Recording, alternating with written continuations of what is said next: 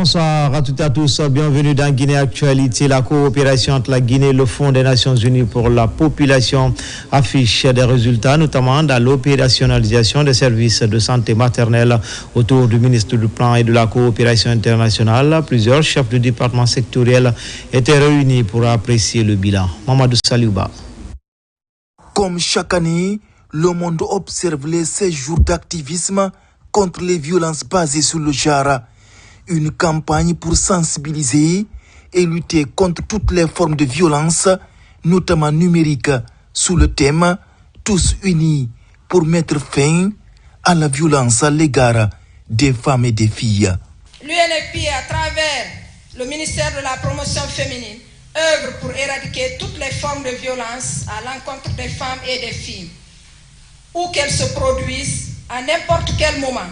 Agression physique, agression sexuelle, violence exercée par un partenaire intime, violence psychologique, les mariages d'enfants, les mariages forcés, les mutilations génitales féminines et aussi les violences numériques et bien tant d'autres. À la baie, les volontaires du système des Nations Unies multiplient les actions d'information et de prévention. Ce combat que nous menons doit commencer dans nos différentes familles.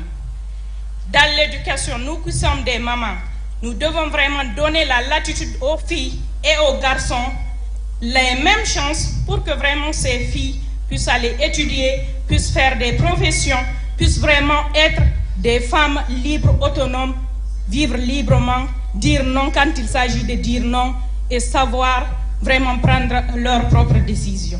Les chiffres restent préoccupants. Près d'une femme sur 3 subit des violences physiques ou sexuelles et près de 50 000 femmes et filles sont tuées en 2024, c'est l'ONU et l'OMS. Il n'y a pas que les 16 jours pour dire non à ce qu'elles subissent, qu'il n'y a pas que 16 jours pour qu'elles comprennent que réellement que ces activités que nous devons mener en longueur de journée doivent nous aider tout au niveau des différentes bases qui sont nos différentes familles. Pour ce qui est de la commune, nous, on les a également rappelé que nous n'allons ménager aucun effort pour les assister, pour ce qui est justement certainement d'être avec eux.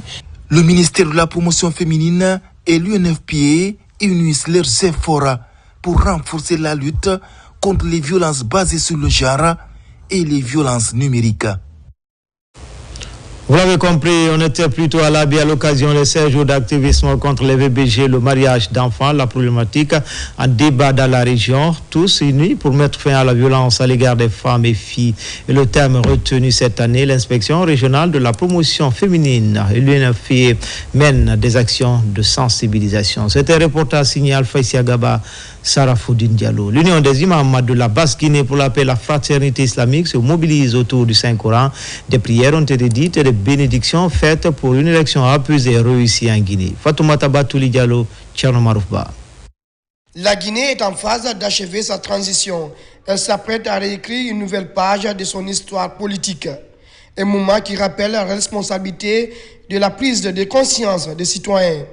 Pendant cette période électorale, des voix s'élèvent pour rappeler l'importance de la préservation de la quiétude sociale. À quelques semaines du rendez-vous électoral, l'Union des imams de la Basse-Guinée pour la paix et la fraternité islamique organise une journée de prière et de bénédiction. Cette cérémonie, organisée en collaboration avec les notables de Kaporo, a pour but de promouvoir la cohésion sociale, la solidarité et le rôle de la foi dans la construction d'une Guinée unie et apaisée. Mobilisés autour du livre saint, imams et autorités religieuses réaffirment leur engagement en faveur de la cohésion sociale par l'éducation à la culture de la tolérance du pays. Invite est faite également aux imams de l'intérieur d'intensifier la campagne de sensibilisation communautaire. Les autres imams, on les demande aussi d'emboîter le pas des imams de Basse-Guinée, notamment les imams de Forêt, des imams de Haute-Guinée, des imams de Moyenne-Guinée, tous les imams de la République de Guinée. Vraiment, notre rôle comme imam, c'est de faire la bénédiction comme ce qu'ils ont fait ici, faire lecture de Saint-Coran et faire la bénédiction pour que vraiment les élections passent dans les bonnes conditions. Pour une paix durable pendant et après l'élection présidentielle du 28 décembre 2025, les sages de la Basse-Guinée invitent les citoyens à se mobiliser et s'engager dans des actions concrètes au service de l'unité nationale et de la cohabitation harmonieuse, gage d'un développement durable. Les bonnes volontés se mobilisent pour les victimes de l'incendie du dépôt d'hydrocarbures de Coronti, c'est dans la commune de Kaloum. C'est sous le signe d'un hommage à la solidarité des bonnes volontés. Marie-Angélique Bangoura. Association des victimes de l'incendie du dépôt de carburant de Coronti dans la dynamique de reconnaissance aux actions des bonnes volontés. Une cérémonie sobre mais symboliquement forte destinée à saluer l'action des autorités, des services de secours, des partenaires et de toutes les bonnes volontés ayant contribué à soulager les populations affectées. Il y a eu pas mal d'indemnisations que beaucoup ignorent. Il y a d'abord eu l'indemnisation de 322 locataires. Chacun a reçu 17 500 000. Chaque locataire, 322. Il y a eu aussi les concessionnaires où on n'a même pas fini. Il y a 55, il y a 24 qui ont été indemnisés à la hauteur de 60 millions chacun. Donc, encore il y a l'ANIES qui est sur le terrain. 15 millions par sinistré. Et le nombre de sinistrés, c'est 3 689. Donc il y a de quoi. Il y a de quoi vraiment remercier. On est satisfait. Et s'il s'agit vraiment de faire le choix, nous le préférons que tout. C'est par rapport à ça que nous avons fait cette cérémonie de récompense. Au-delà des mots de remerciement, l'événement a aussi porté un message d'espoir et de responsabilité collective. Si l'urgence a été prise en charge, la reconstruction matérielle et sociale reste un chantier immense.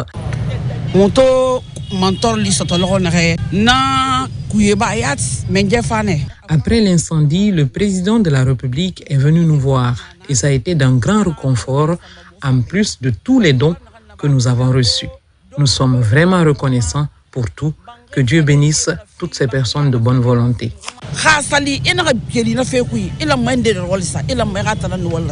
Les organisateurs ont rappelé que la solidarité ne doit pas s'essouffler car beaucoup de familles vivent encore les conséquences du drame. L'incendie du dépôt de carburant de Coronti restera dans les mémoires comme une tragédie nationale, mais il restera aussi comme un moment où la Guinée a montré son humanité.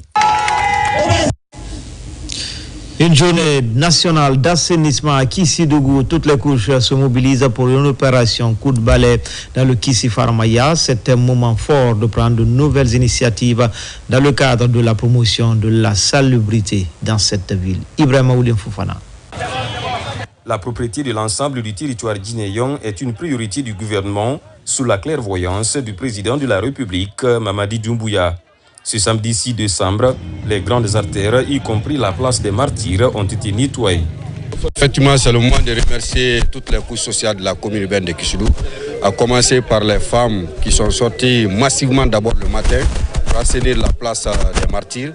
Et après, nous sommes avec la direction communale de la jeunesse, accompagnés par les forces de défense et de sécurité pour répondre vraiment à l'appel du gouvernement en ce qui concerne l'assainissement de la ville de Kissidou. Au cœur de cette opération d'assainissement civilo-militaire, le préfet sortant entouré des femmes massivement mobilisées pour rendre la ville propre.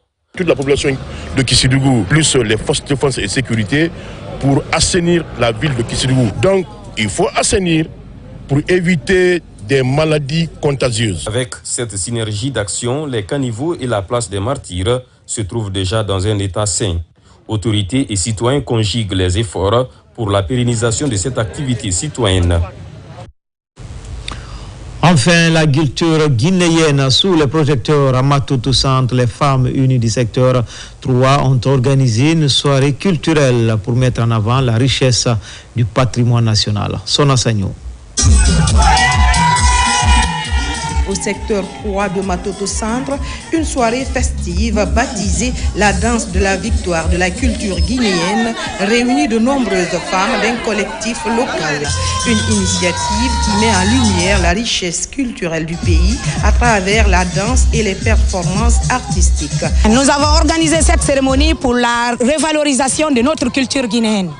Vous voyez notre habillement, notre danse d'avant. Donc on instaure ça dedans pour qu'enfin les gens puissent savoir que ce qui était avant peut revenir aujourd'hui. Dans une ambiance vibrante, chants, percussions, tenues traditionnelles et chorégraphies inspirées des différentes régions du pays s'enchaînent, offrant un véritable voyage au cœur du patrimoine guinéen.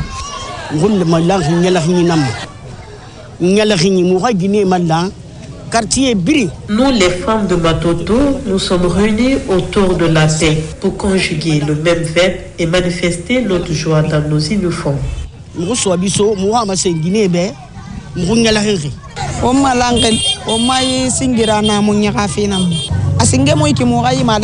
Nous, les femmes de Matoto, nous sommes unis et nous faisons assez d'activités, telles que l'assainissement, la saponification et le commerce.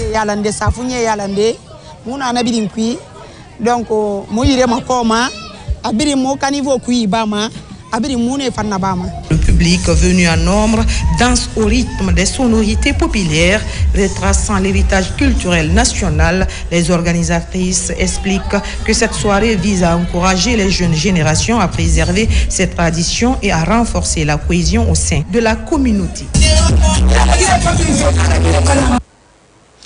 C'était tout pour les infos. Prochain rendez-vous avec l'actualité, c'est à 20h30. Bonne suite de programme sur les antennes de la télévision dont la mission est de vous servir. À tout à l'heure, Inch'Allah.